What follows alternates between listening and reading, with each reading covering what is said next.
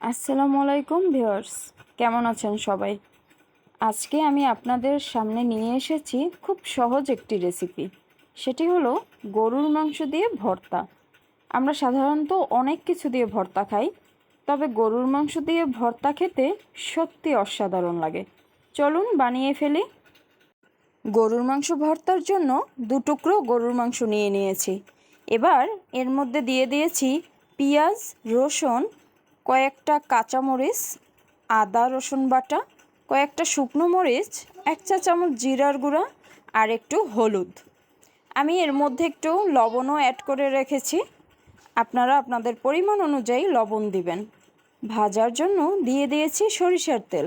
আপনারা চাইলে সয়াবিন তেলেও রান্নাটা করতে পারবেন। এবার আমি ঢাকনা দিয়ে এটা ভেজে নেব অল্প জালে।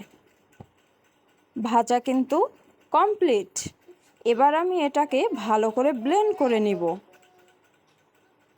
ওয়াও, হয়ে গিয়েছে আমার সুস্বাদু গরুর মাংসর ভর্তা। অবশ্যই আপনারা এটা বাসায় ট্রাই করবেন আর আমার চ্যানেলটি প্লিজ সাবস্ক্রাইব করবেন। ভিডিওটি এতক্ষণ দেখার জন্য সবাইকে ধন্যবাদ। আবার দেখা হবে নতুন কোনো ভিডিও নিয়ে। আল্লাহ হাফেজ।